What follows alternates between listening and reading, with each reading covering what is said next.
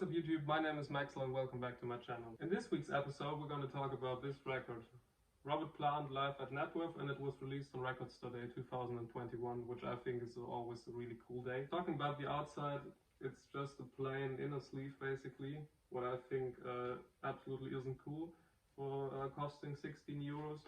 But not the outside matters, it's always the inside. As you probably have seen on my Instagram channel, this one I think looks really cool, being bright yellow, and it also looks very cool when it's on your turntable.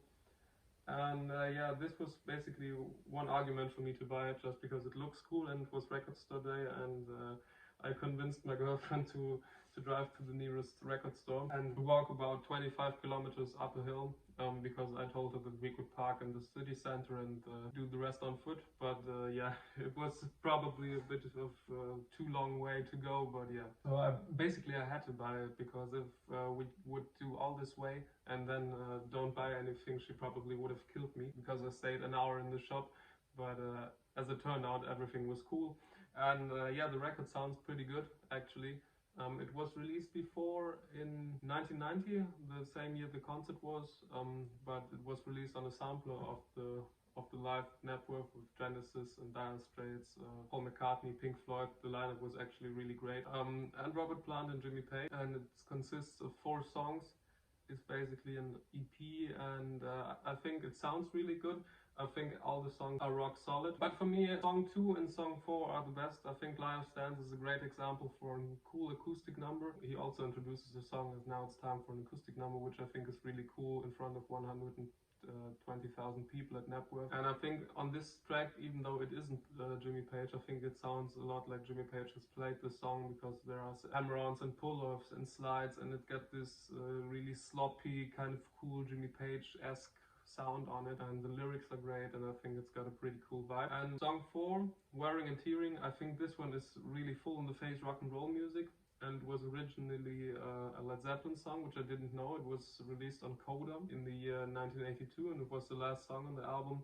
But I think this version is even better, because it's live and it's faster, and it's really got this cool, yeah, here we go kind of vibe, because the chorus of the song is just this, you know, and through the verses everything is a bit accentuated. The song gets a bit slower, but for the chorus again it goes like full in the face, fast, Robert Plant screaming. What I also think is kind of interesting about this, I just saw him on the 1991 Freddie Mercury tribute concert, and Plant said about himself really that he didn't sound good, but on this record he sounds absolutely amazing. I didn't expect anything like that, and I also didn't know really how Plant sounded after leaving Led Zeppelin. And it's kind of funny really, I think he's about in his late 30s, I think. Is he?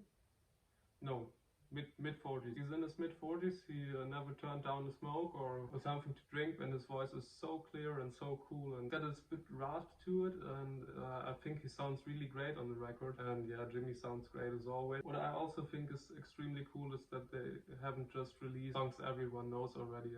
I mean, like his big singles or like the big Led Zeppelin songs just to make money, but rather introducing Led Zeppelin and Plant fans to new songs, or to songs that you haven't heard every year as a remastered version or stuff like that. And I think this is really amazing, and I've read that lots of people really loved this concert, and it was just released 31 years later. I think it's a really cool thing, this Record Store Day thing. I originally wanted to go to buy a single by Keith Richards, but sadly they haven't had it there, so yeah, I went for Plant, and I wasn't disappointed really. And if you wanted to listen to it, the Knebworth version is on streaming. I think it sounds a bit worse than this one, but it's still really good. I got Wearing and Tearing running in my car all the time, and I think it's just a great number, because it's summer out. Currently the weather is pretty shitty actually, but the last 10 days it was amazing. Wearing and Tearing, full power.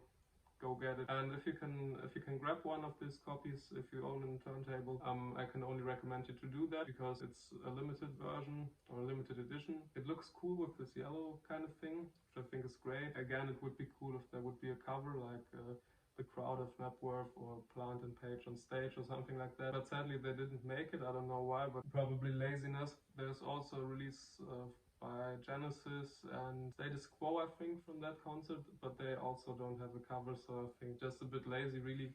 But I think it's really great record. I'm gonna put a link in the description. I don't know if you can still buy it really, but I hope you can. And again, I think you should do it because it looks cool, and for every Planted page Led Zepp fan, this is a must-have really, because it sounds amazing. Thanks again for listening to me and to listen to my opinion, unlike last week where I didn't make a video. And I think it's always amazing to buy stuff and thinking about you and showing you guys my opinion on it, and I think this one's really good, and I didn't expect it by myself really at the first time, but I listened to it and I think it is just an amazing record. And yeah, thanks again for watching the German one. Thanks again for watching, you guys. Take care of yourselves, and yeah, see you guys next week. Goodbye.